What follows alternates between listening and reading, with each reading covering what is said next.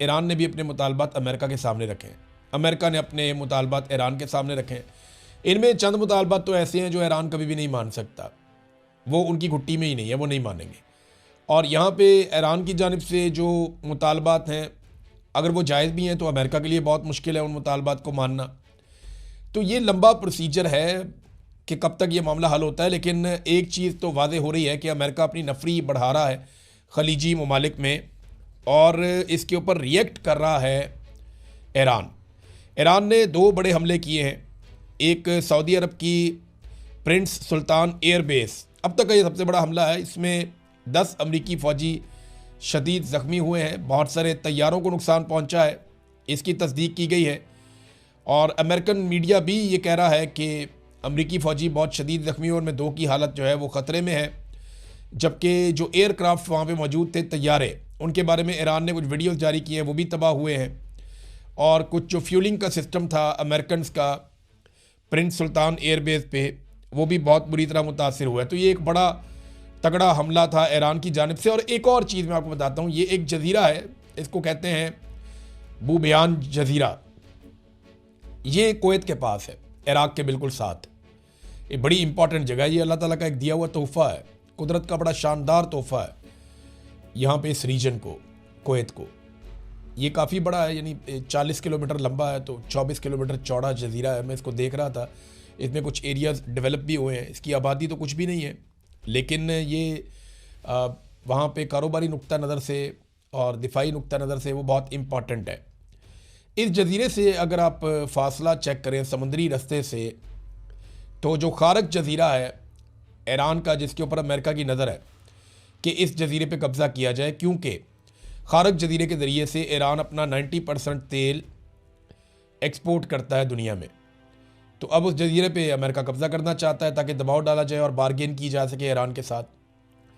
तो बूबयान जजीरे पे ईरान को पता चला कि यहाँ अमरीकी फ़ौजी उतर रहे हैं और इकट्ठे हो रहे हैं, और यहाँ पे अमेरिकन अपनी कोई इंस्टॉलेशंस तैयार कर रहे हैं बूबयान में। तो ईरान ने वहाँ पे मिसाइल और ड्रोन मार दिए। अब वहाँ से जो इतला आई है इब्तदाई तौर पे, अभी कन्फर्मेशन आ जाएगी, पासदारान इनकलाब ने जजीरा बूबयान पर अमरीकी मरीन फोर्सेस, जिनमें कमांडर्स और फ़ौजी शामिल थे, उनकी मौजूदगी का सुराग लगाया। उनके ऊपर मुतअद्दिद ड्रोन हमले किए हैं, जिसके नतीजे में कई हलाकतें और ज़ख्मी हुए हैं, और ज़ख्मियों को कुवैत के 3 मुख्तलिफ अस्पतालों में मुंतकिल किया गया है। ये रज़ी ताहिर साहब ने खबर दी है ईरानी सोर्सेज से, और इसकी तफसीलात आएंगी तो मज़ीद तफसीलात मैं आपके साथ शेयर कर दूँगा। लेकिन ये प्रिंस सुल्तान एयरबेस पर जो हमला हुआ है ये बड़ा सिग्निफिकेंट है, बड़ा हमला है। इसमें ईंधन भरने वाली अमरीकी गाड़ियाँ, लॉजिस्टिक्स पोर्ट और कुछ तैयारे जो हैं वो तबाह किए गए हैं। ईरान ने दावा किया है कि ये एक बड़ा हमला था। ये 84वीं लहर है, ईरान जो हमले कर रहा है उसकी 84वीं लहर है।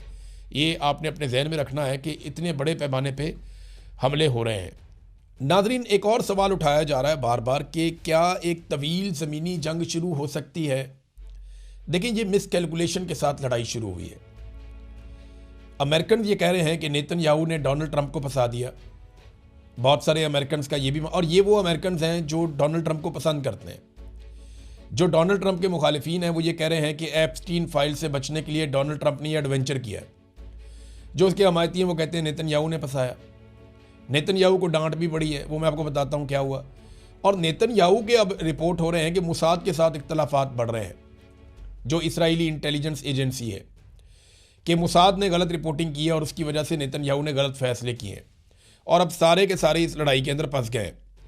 नेतन्याहू के साथ क्या हुआ, ये जो अमरीकी नायब सदर हैं J.D. वेंस, उन्होंने नेतन्याहू को झाड़ दिया। इनकी टेलीफोन के ऊपर आपस में बातचीत हुई है।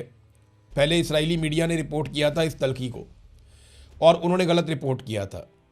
उन्होंने ये रिपोर्ट किया था कि कोई बस्तियां नहीं बन रही हैं और फ़लस्तीनियों पे इसराइली आबादकारी हो रही है, उस वजह से नेतन्याहू को झाड़ पे लाई थी।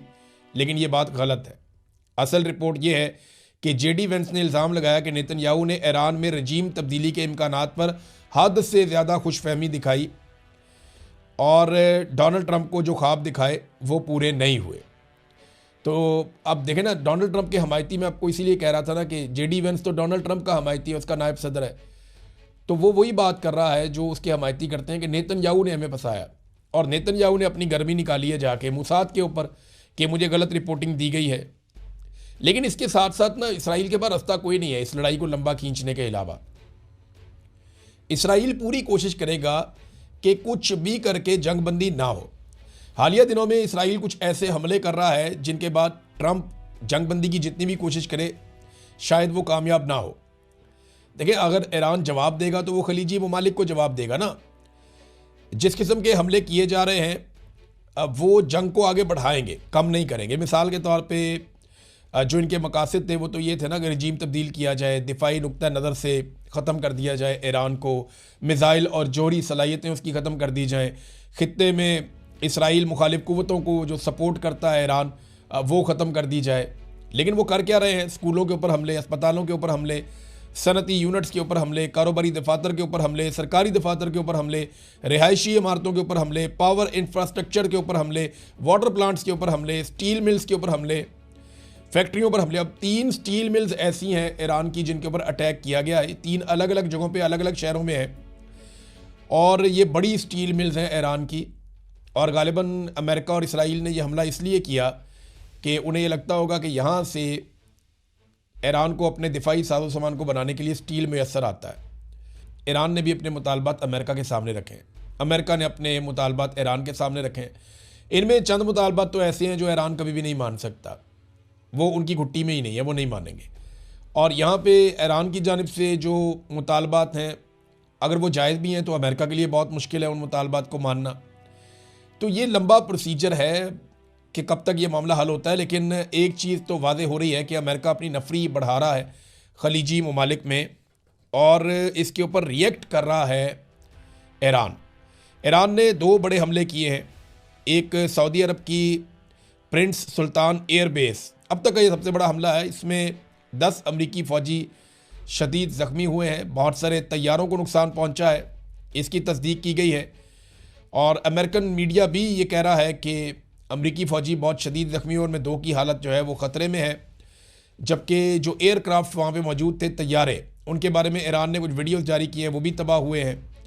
और कुछ जो फ्यूलिंग का सिस्टम था अमेरिकन का प्रिंस सुल्तान एयरबेस पे, वो भी बहुत बुरी तरह मुतासर हुआ है। तो ये एक बड़ा तगड़ा हमला था ईरान की जानिब से। और एक और चीज़ मैं आपको बताता हूँ, ये एक जजीरा है, इसको कहते हैं बूबयान जजीरा। ये कुवैत के पास है, इराक़ के बिल्कुल साथ।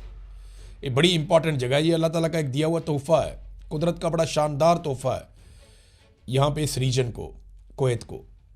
ये काफ़ी बड़ा है, यानी 40 किलोमीटर लंबा है तो 24 किलोमीटर चौड़ा जजीरा है। मैं इसको देख रहा था, इसमें कुछ एरियाज़ डेवलप भी हुए हैं, इसकी आबादी तो कुछ भी नहीं है, लेकिन ये वहाँ पे कारोबारी नुक्ता नज़र से और दिफाई नुक्ता नज़र से वो बहुत इम्पॉर्टेंट है। इस जजीरे से अगर आप फासला चेक करें समुद्री रास्ते से, तो जो खारक जजीरा है ईरान का, जिसके ऊपर अमेरिका की नज़र है कि इस जजीरे पे कब्ज़ा किया जाए, क्योंकि खारक जजीरे के ज़रिए से ईरान अपना 90% तेल एक्सपोर्ट करता है दुनिया में। तो अब उस जजीरे पे अमेरिका कब्ज़ा करना चाहता है ताकि दबाव डाला जाए और बारगेन की जा सके ईरान के साथ। तो बूबयान जजीरे पे ईरान को पता चला कि यहाँ अमरीकी फ़ौजी उतर रहे हैं और इकट्ठे हो रहे हैं और यहाँ पे अमेरिकन अपनी कोई इंस्टॉलेशंस तैयार कर रहे हैं बूबयान में। तो ईरान ने वहाँ पे मिसाइल और ड्रोन मार दिए। अब वहाँ से जो इतला आई है इब्तदाई तौर पे, अभी कन्फर्मेशन आ जाएगी, पासदारान इनकलाब ने जजीरा बूबयान पर अमरीकी मरीन फोर्सेस, जिनमें कमांडर्स और फ़ौजी शामिल थे, उनकी मौजूदगी का सुराग लगाया। उनके ऊपर मुतअद्दिद ड्रोन हमले किए हैं जिसके नतीजे में कई हलाकतें और ज़ख्मी हुए हैं। अब तक के लिए इतने, अपना ख्याल रखिएगा, अपने इस चैनल का भी। अल्लाह हाफ़िज़।